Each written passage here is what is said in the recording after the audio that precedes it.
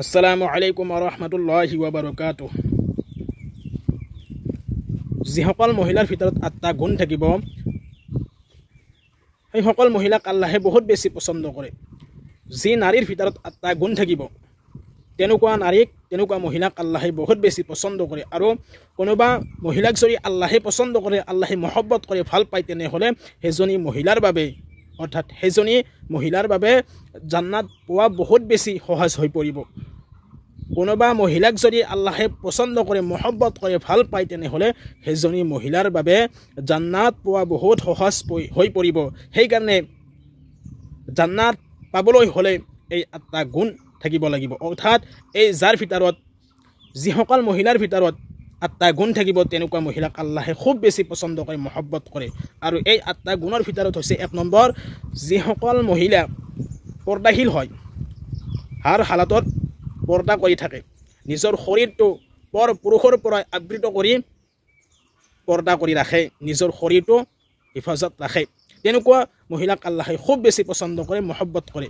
২ number, সেইজনী মহিলা যিজনী মহিলাৰ ভিতৰত এই ২ নম্বৰ গুণটো থাকিব, তেনেকুৱা মহিলাক আল্লাহে বহুত বেছি পছন্দ কৰে। আৰু ২ নম্বৰ গুণটো হৈছে ধৈৰ্যশীল মহিলা। অৰ্থাৎ যিসকল মহিলাই সকলো সময়তে বৰদাস্ত কৰি থাকিব, ধৈৰ্য ধৰি থাকিব, যিমানবোৰ মুচিবত আহিলেও তেওঁলোকে ধৈৰ্য ধৰি থাকে। আৰু এই ধৈৰ্যশীল মহিলাক আল্লাহে বহুত বেছি পছন্দ কৰে, ভাল পায়। ৩ নম্বৰ, ক্ষমাশীল মহিলা। ৩ নম্বৰ গুণটো যাৰ ভিতৰত থাকিব, তেনেকুৱা মহিলাক আল্লাহে বহুত বেছি পছন্দ কৰে, খুব বেছি ভাল পায়। আৰু এই ৩ নম্বৰ গুণটো হৈছে যিসকল মহিলাই ক্ষমাশীল হয়, অৰ্থাৎ মানুহক সকলো সময়তে ক্ষমা কৰি দিয়ে। কোনোবাই যদি অপৰাধ কৰিছে, ভুল কৰিছে, তেনেহ'লে সেই ব্যক্তিজনক বা সেই মানুহজনক ক্ষমা কৰি দিছে। এই ক্ষমাশীল মহিলাক আল্লাহে বহুত বেছি পছন্দ কৰে। ৪ নম্বৰ, সেইজনী মহিলা যাৰ ভিতৰত এই ৪ নম্বৰ গুণটো থাকিব, সেইজনী মহিলাকো আল্লাহে বহুত বেছি পছন্দ কৰে। আৰু এই ৪ নম্বৰ গুণটো হৈছে যিসকল মহিলাই তওবাহ কৰি থাকে, হাৰ হালাতত ইস্তেগফাৰ কৰি থাকে। কোনোবা যদি গুনাহ কৰিছে, যদি নিজে গুনাহ কৰি পেলাইছে, তেনেহ'লে তেওঁ লগে লগে তওবাহ কৰে, ইস্তেগফাৰ পঢ়ি লয় আৰু আল্লাহৰ ওচৰত কান্দা কটা কৰি থাকে। তেনেকুৱা মহিলা অৰ্থাৎ তওবাহকাৰী মহিলাসকলক আল্লাহে খুব বেছি পছন্দ কৰে, ভাল পায়।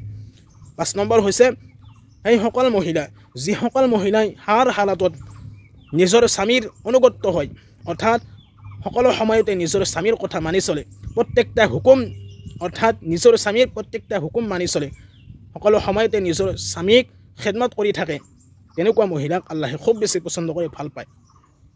৬ নম্বৰ, সেইজনী মহিলা যিজনী মহিলাই নিজৰ শৰীৰটো পাক পবিত্ৰতা হৈ থাকে, সকলো সময়তে অজুৰ হালাতত থাকে, অৰ্থাৎ সকলো সময়তে নিজে পাক পবিত্ৰতা হৈ থাকে, পাক পবিত্ৰতা হৈ ৰন্ধা বঢ়া কৰে, তেনেকুৱা মহিলাক আল্লাহে খুব বেছি পছন্দ কৰে। ৭ নম্বৰ, সেইজনী মহিলা যিজনী মহিলাই নিজৰ লজ্জাস্থান হিফাজত কৰে, অৰ্থাৎ সকলো সময়তে পৰ পুৰুষৰ পৰাই নিজৰ লজ্জাস্থান লগতে নিজৰ শৰীৰটো হিফাজত কৰে, তেনেকুৱা মহিলাক আল্লাহে খুব বেছি পছন্দ কৰে। ৮ নম্বৰ, সেইজনী মহিলা যিজনী মহিলাই আনৰ কথাবিলাক গোপন কৰি ৰাখে, আনৰ ওচৰত কৈ নুফুৰে, তেনেকুৱা মহিলাক আল্লাহে খুব বেছি পছন্দ কৰে, মহব্বত কৰে।